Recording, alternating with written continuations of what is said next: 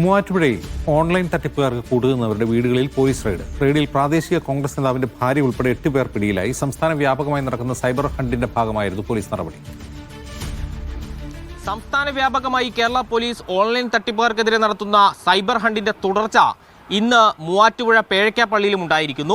ഏതാണ്ട് 100ഓളം പോലീസുകാരെ പങ്കെടുപ്പിച്ചുകൊണ്ട് 4 CI-മാരുടെയും മൂവാറ്റുപുഴ DYSPയുടെയും നേതൃത്വത്തിൽ നടന്ന ഈ പരിശോധനയിൽ ഒരു സ്ത്രീ അടക്കം 8 പേർ പിടിയിലായിട്ടുണ്ട് എന്നാണ് നമുക്ക് മനസ്സിലാക്കുന്നത്. ഈ സ്ത്രീ മൂവാറ്റുപുഴയിലെ പേഴയ്ക്കാപ്പള്ളിയിലെ ഒരു പ്രാദേശിക കോൺഗ്രസ് നേതാവിൻ്റെ ഭാര്യയാണ് എന്നുള്ളതും പ്രധാനപ്പെട്ടതാണ്. ഏതായാലും സൈബർ തട്ടിപ്പുകാർക്ക് സാമ്പത്തിക സഹായം നൽകുക, കൂടാതെ അക്കൗണ്ട് എടുത്തു നൽകുക, ഈ അക്കൗണ്ടുകളിലേക്ക് വരുന്ന തുക വിഡ്രോ ചെയ്ത് അതിന് കമ്മീഷൻ മേടിക്കുക എന്നടക്കമുള്ള ക്രമവിരുദ്ധമായ പ്രവർത്തനങ്ങൾ നടത്തിയ 8 പേരെയാണ് നിലവിൽ മൂവാറ്റുപുഴ പോലീസ് സ്റ്റേഷനിൽ എത്തിച്ചിട്ടുള്ളത് എന്നുള്ളതാണത്.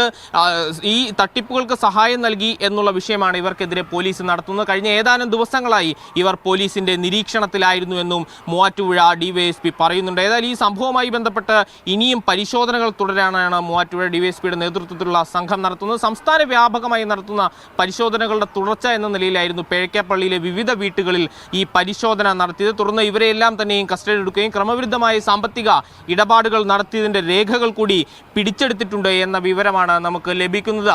ഏതായാലും മുൻപ് കേരള പോലീസ് സൈബർ ഹണ്ടിന്റെ ഭാഗമായി നടത്തിയ പരിശോധനകളുടെ ഭാഗമായി പിടിയിലായ സാമ്പത്തിക ക്രമക്കേട് നടത്തി തട്ടിപ്പ് നടത്തുന്ന ഓൺലൈൻ തട്ടിപ്പുകാരിൽ നിന്ന് ലഭിച്ച വിവരങ്ങളുടെ അടിസ്ഥാനത്തിലാണ് ഇപ്പോൾ ഈ പരിശോധന നടത്തിയിട്ടുള്ളത്. 8 പേരെ കസ്റ്റഡിയിൽ എടുത്തിട്ടുണ്ട്.